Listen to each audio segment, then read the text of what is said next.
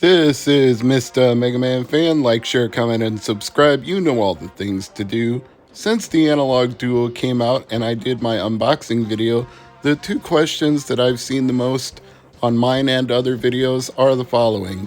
Will it play burned games? And what controllers are compatible with it?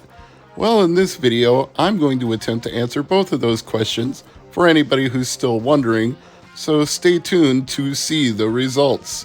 Now, for the purpose of this demonstration, I'm using an older Mac OS running Sierra 10.12.6, but there should be a similar Windows program that could do the same thing, and you may be using something like Toast Titanium if you have a more modern Mac. So these are the things to know before you start trying to burn a disk yourself. Also, for the record, I should say that you should only be making copies of discs you already own, but we're all adults here. We all know what the deal is, so you're doing what you're doing, and I'm not here to judge, okay? Just wanted to get that out of the way. Make backups of things you own. But anyway, with Liquid CD, you go to the Others tab at the top, you select the queue image of the game that you want to burn, and then it will drag the bins from the same folder into the program, and all you have to do from there is select burn. And if you were paying attention at the beginning, I selected 8x burn speed because for my money, the slower you burn a disk image, the better the CDR is going to work once it's done burning. If you try to burn it at 24 or 32x, it may go too fast and skip over some bits that you need to be there. So my advice is, even if it takes you 2 or 3 minutes, slow is the way to go when you're burning a disc that you're going to use in a console. Whether it's a CD or a DVD, slower is better. And hey, a slower burn time gives you time to print out a label using a label maker or whatever printer you like, and I'm going to put it on the outside of my case for Sid Needs Terraforming, but you could apply it directly to the disk if you want to, although for me I'd worry about it gumming up the drive, so I prefer to put it on the case and not on the disk itself. Or you can get out a Sharpie and write on the disk if you want to. Bob's your uncle, do what you want, I don't care how you do it. I'm just doing it my way, you do it your way. Now with my setup, when it's done burning the session, it automatically closes it, finalizes it, and ejects the disk. But you may have to do these things manually if you're using Windows or Linux or any other kind of software other than Liquid CD. But for me, it just pops it right out when it's through. And here it is, with my label applied. Let's focus in the camera a little bit so you can see it. And now I'm going to take it over to the Analogue Duo, put it in, and we'll see if it works. Now, I had no reason to believe this wouldn't work since I didn't burn it as a data CD or a music CD, but you don't know until you try. So we're popping it in the Duo right now. I'm going to tilt the camera up so we see what it says on the screen. It's reading the CD, and will it work? Is it going to work? Yes, there it is. Sid Needs Terraforming. So congratulations, you are now holding a duck. You are now playing a burned CDR. So fantastic.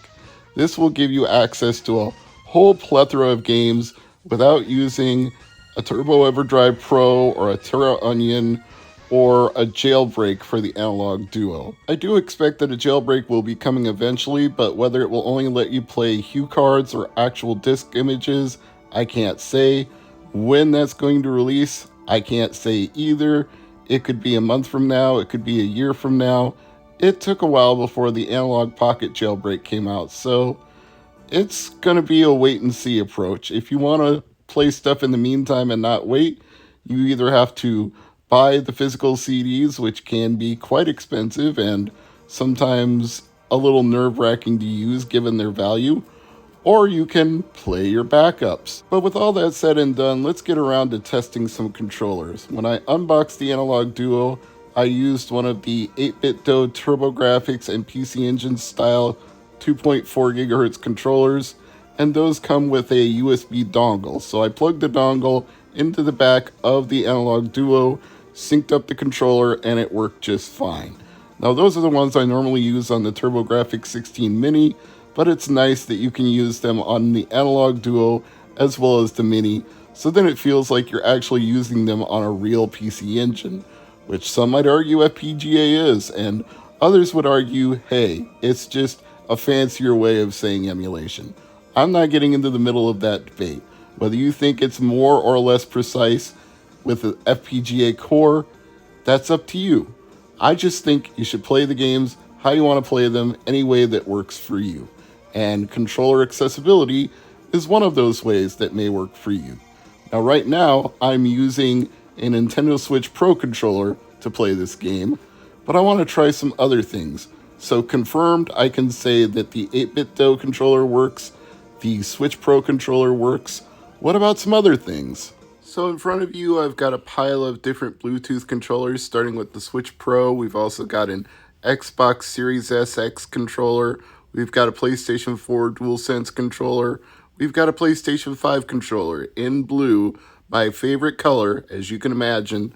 So all of these should just pair up with the Analogue Duo by tapping the pair button on the side and then the pairing combination or pairing button on the controller itself. With the PS5 controller, you hold the share button and the PlayStation logo button, and there it is. The PS5 pad is now synced up to the Duo. In case you're wondering, that pairing button is on the left side of the console, whether you have the black or the white.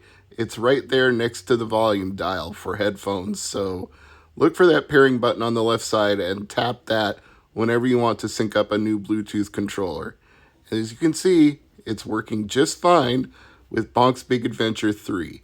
I paired the Switch Pro controller the exact same way. There's a tiny little pairing button on the top. It's kind of hard to hit with a thumbnail. You may need to push something into it to get it to register, but it can be synced just the same way.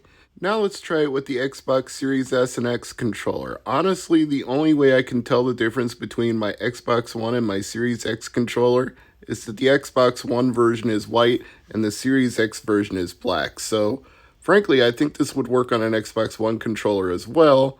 But anyway, the pairing button is here at the top. The logo starts blinking, and when it syncs, the logo goes solid. And once again, you can see it here on the screen. It says Xbox Series X and S. So that's, I was going to say 3 for 3, but it's 4 for 4 if you include the 8BitDo controller and the dongle. So it doesn't seem like there's anything that won't work with the Duo. I can't swear to that. I'm giving you all the things that I have available at hand, but I would say there's a pretty good chance if it's made by 8BitDo or made by a first party like Sony or Microsoft or Nintendo, and it works with Bluetooth, it's going to work with your Analogue Duo. The button mapping is going to be different for each one. You're going to have to figure out which one is your start, which one is your select, and which one is your home menu button, but it's pretty easy to figure out in most cases. Last but not least, let's give a PS4 controller a try. Again, you hold the share and the PlayStation logo button until the light starts blinking at the top. And when it pairs up, it stops blinking and turns blue. And if we pan up to the screen again, there it is, Sony PS4 5 pad. It seems to lump those together into one category, and I suppose controller-wise they're not that much different anyway. But we will start the game once again and show you that it's working with Bonk's Big Adventure 3, and that makes every single controller I've tried with the Duo compatible. So I really feel like Analogue covered all the bases here. And if there's a controller you want to use they've left out, it may come in a future firmware update. But for now, I'm Mr. MegaManFan, and hopefully this has answered some of the most commonly asked questions I've seen about the Analogue Duo. Thanks as always for watching.